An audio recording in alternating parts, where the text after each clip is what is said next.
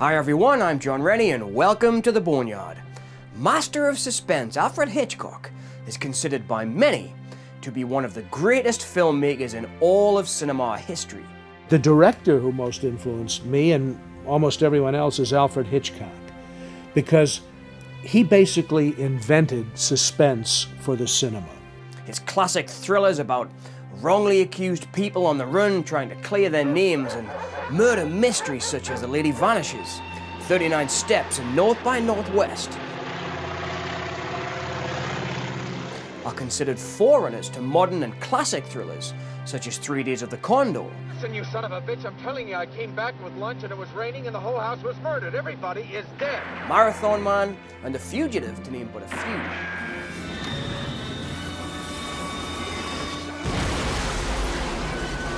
And of course, his absolutely undeniably influential works such as Psycho and Vertigo are constantly cited as helping to shape modern horror and suspense in movies.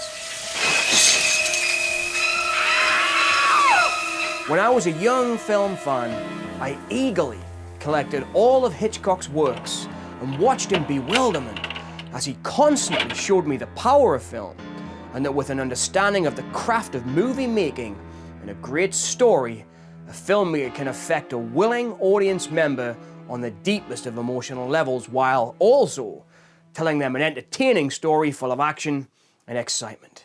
Better take cover. It'll start any minute now. Nasty jam, this. Don't like the look of it. Got plenty of ammunition. Whole pouch. Good.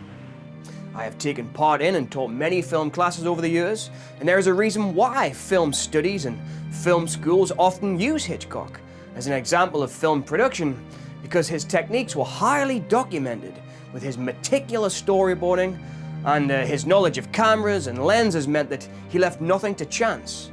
Hitchcock often said that shooting a movie was the boring part, as he already knew exactly what the movie was going to look like, because he knew the craft of cameras, lenses, editing, and storytelling so well. He'd already made the movie in his head and on paper before the cameras even rolled. 4 people are sitting around a table, talking about baseball, whatever you like. 5 minutes of it, very dull. Suddenly, a bomb goes off, blows the people to smithereens. What do the audience have?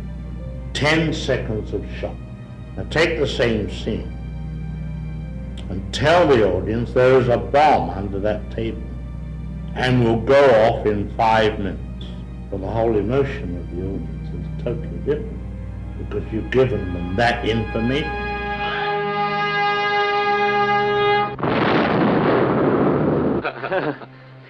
Well, now everything seems to be all right. Thinking that I knew his style so well when I was a young film fan, it caught me by surprise when I saw this movie that I want to dig up in the Boneyard today. So please join me this episode as we discuss a film that I consider to be a hugely underrated classic, Alfred Hitchcock's I Confess.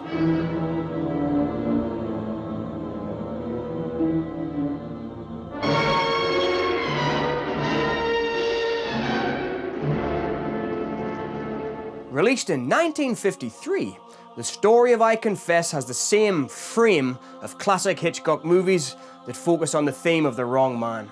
But this movie has a slight twist, which makes it an interesting character study and makes it stand out for me from his other movies.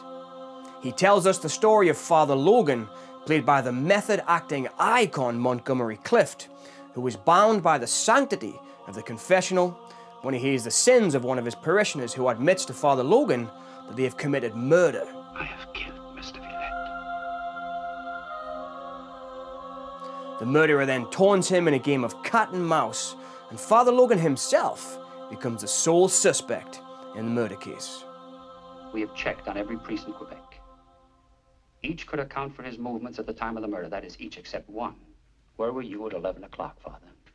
Montgomery Clift famously had a few clashes with Hitchcock on set due to his method acting style, and he had many questions and ideas about how he could realize the character and embody the role, whereas Hitchcock just wanted him to follow his direction. He didn't want to have to deal with all that method stuff, and when he asked Clift at one point to please look up when he came out of the courthouse, because he wanted to cut to the windows. Clift said, I don't know if I would look up. And of course, anything like that would drive Hitchcock crazy. If you don't look up, I can't cut. But for me, Clift was the perfect choice.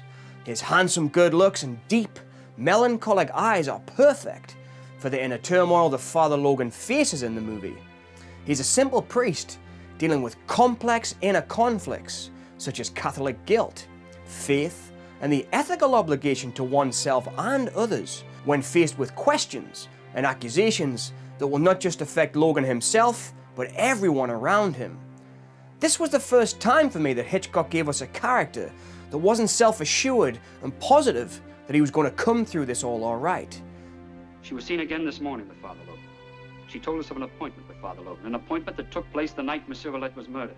There are moments when Clift looks genuinely defeated and conflicted, and these moments of character are outstanding and give us what I consider to be one of Clift's best performances. Do you want me to lie to you? No, I don't want you to lie to me. But I don't want you to lie to yourself. But I haven't changed. The first draft of the script, as with many of Hitchcock's works, was rejected by the studio on the grounds of Father Logan having an illegitimate child before he joined the priesthood. And of course, in 1953, this would not be of approval to the censors. Hitchcock eventually settled for Father Logan having a love affair, but then, for reasons not fully disclosed in the film, he becomes a priest after serving in World War II. A simple plot, but one that allows for some outstanding emotional performances from our three leads in the movie. Montgomery Clift as Father Logan, the stunning Anne Baxter as Logan's ex-lover, and the incomparable Carl Malden as the methodical police chief trying to solve the murder. The cast in this movie is simply fantastic. Is Father Logan your parish priest? No. No. Yet you turn to him for advice in a matter about which you would not turn to your husband. Father Logan is an old friend. You hadn't seen him in years, and yet you say he was an old friend of yours. One of the things I admire the most about I Confess is its striking use of Quebec City as a filming location and as a character in the story. Unlike many of Hitchcock's works such as Lifeboat, Rope, Dial M for Murder, and his classic Rear Window, whose stories take place on one or two meticulously constructed sets, I Confess was filmed mostly on location in Quebec. In the grand opening and closing scenes, we move in slowly on the city viewed from the water as Hitchcock introduces us to a foreign city dominated by its churches. The city's Gothic revival architecture and labyrinthine streets set the tone for this grand tale of imposing beliefs. The stone churches, steep hills, and shadowed alleys of old Quebec become a kind of visual metaphor for Father Logan's struggle, and these dark cobbled streets give the film a definite film noir feel as the clock ticks and Father Logan's time is running out. Who's there? This stunning location shooting is one of the main reasons I consider I Confess a standout in Hitchcock's canon of work. And watching the movie again for this review, I wish that Hitchcock had filmed more movies on location. It's now well documented that he was a control freak in all aspects of his films, and he often said, "It's my name above the title, so I want this to be done my way." And of course, he is one of the most famous auteur filmmakers because of this. His movies such as Vertigo, Psycho, and The Birds have an artifice to them that makes them spellbinding and beautiful works of masterful shadow, lighting, and imagination. But because he changed his style and chose to shoot more on location with I Confess, the film seems to have a down-to-earth reality to it that, to me, makes it feel more alive and believable than his other works. It has an authenticity to it that makes me believe Father Logan's struggle with his faith and conscience. And it is these factors that make the movie a rewarding experience that pays off and makes this moral tale a stunning and powerful emotional thriller from the master of cinema.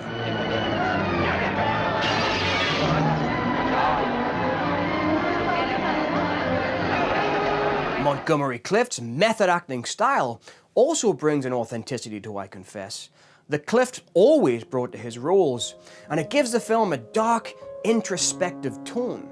Hitchcock famously preferred actors who could turn up on time, hit their marks and know their lines, and follow his precise direction.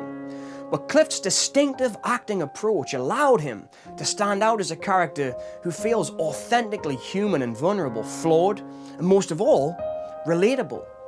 His performance effectively deepens the film's psychological complexity. And with Hitchcock's already deeply psychological story, I felt that, despite their different approaches to filmmaking, the two complemented each other perfectly. Hasn't God forgiven me thanks to you?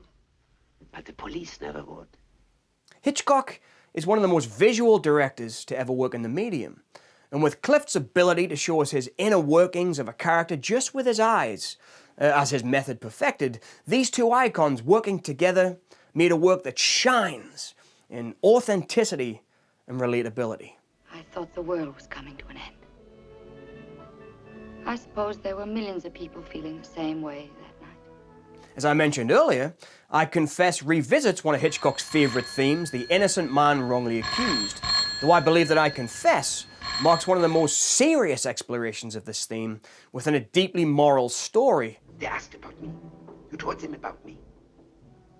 I'm going to be arrested, Kelly.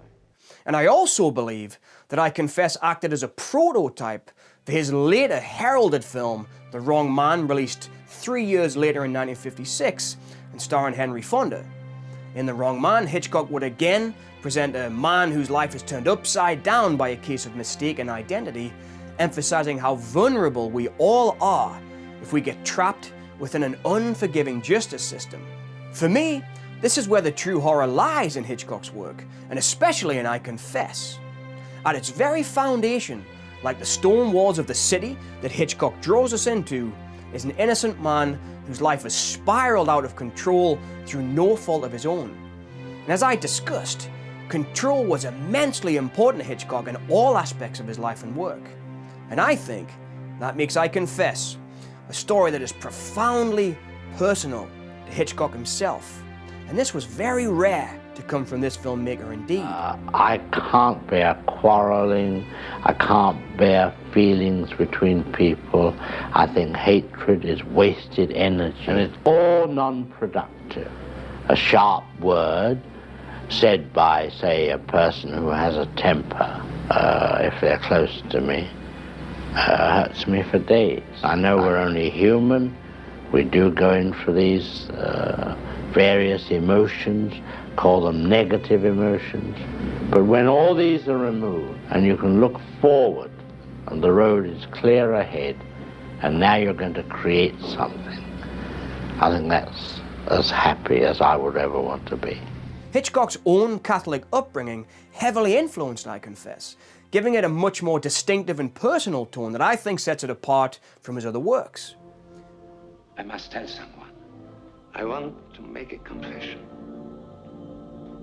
Raised in a devout Catholic household, he was well versed with the Church's teachings on sin, confession, and redemption. These themes were a constant in almost all of his works, such as the discussion of the young sinful lovers, of sex and marriage in the now infamous and scandalous opening of Psycho. We can even have dinner, but respectably. In my house, with my mother's picture on the mantel, and my sister helping me broil a big steak for 3. And after the steak, did we send Sister to the movies, turn Mama's picture to the wall? Sam. Or lust, sex, and death in one of his final films, Frenzy.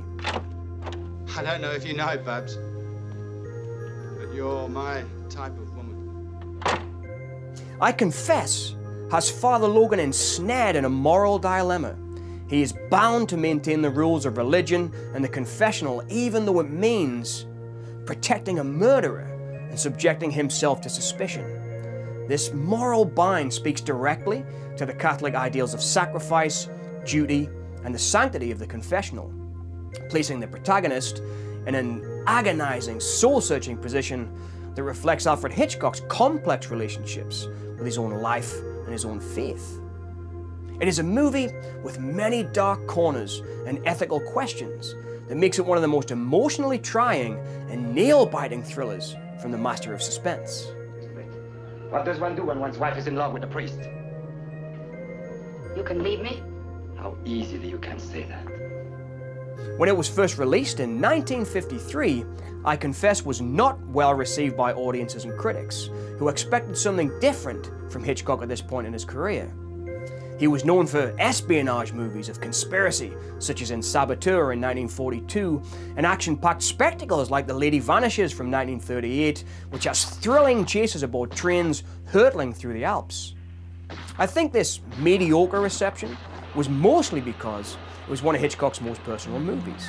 It is a quiet, meditative thriller that asks the audience to put themselves in the character's shoes, who is suffering a crisis in almost every aspect of his life due to his beliefs, and I think, at that time in '53, most audiences were not ready for that kind of emotional connection and reality captured on film that had more in common with the Italian neo-realism cinema of the 1940s and early 50s than that of Hollywood spectacle cinema of the 1950s.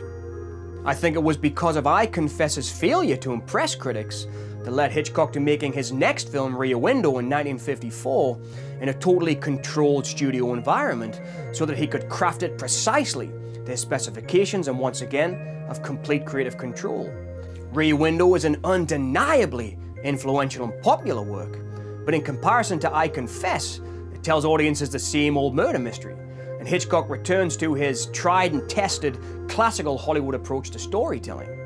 He also cast established old-school talent in Rear Window, such as James Stewart and Thelma Ritter, over newer, wilder stars that he cast in I Confess, such as Montgomery Clift, with his new method acting techniques.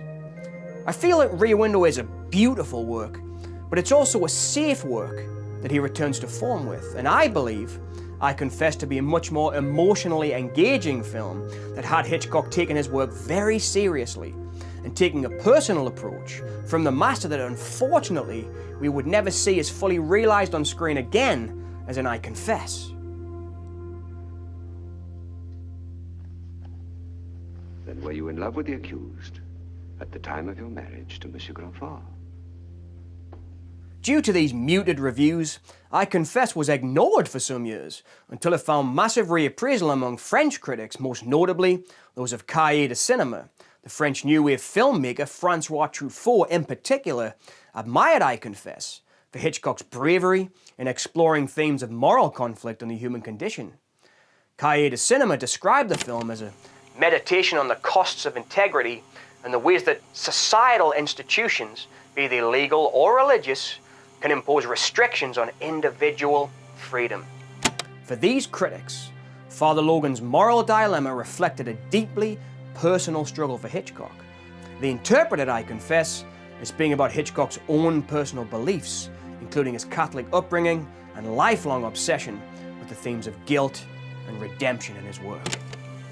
Si on parle de l'idée du film, if we can speak again once more about the idea of the picture, ce qui semble beau, what I liked in it, c'est que c'était une fois de plus le thème du transfert de culpabilité. Is that once again it was the theme of the transfer of guilt, mais renouvelé par la religion, but renewed, strengthened by the idea of religion, et par une idée très forte de la confession.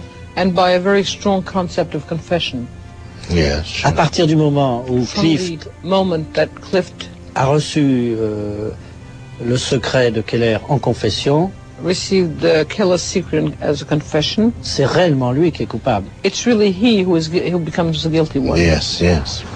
I think it is these personal themes that keep audiences coming back to I Confess, and why modern critics have begun to reevaluate it as a great work. It may not have the action and adventure of pirates and smugglers, like that of Hitchcock's thrill rides such as Jamaica Inn, but Clift's performance brings with it a brooding menace that makes us question our own moral judgments and ethics. It is a work of great emotional darkness and depth, but the story is told in such a relatable way that I think it makes it a fantastic exploration of the human condition. Needless to say, I most certainly recommend Hitchcock's I Confess to film fans all over the world. Attempting this more personal style of filmmaking, Hitchcock created a powerful exploration of morality, justice, and the personal costs of maintaining one's convictions, making it a rare, introspective journey within the canon of one of cinema's greatest directors. It is a work about the true, relatable horror of losing one's personal freedom to an idea, religion, or justice system that may not always have your best interests at heart. And you better hope that if it ever happens to you, the goodness will prevail, because there are moments of self-doubt, and I confess that will have you questioning your own choices right up until the very end. I've done my best. But you refuse to answer my questions. I'm sorry. I know. It is impossible for me to answer. It's a pity. A great pity. Thanks for watching my take on Alfred Hitchcock's I Confess. If you would like to hear more from me on Hitchcock and other filmmakers, please remember to like and subscribe. It's that contribution from you that helps to keep me digging up classics right here in the Boneyard. Let me know what you think about this classic work of cinema in the comments below. And as always, thank you all so much for listening. Hey.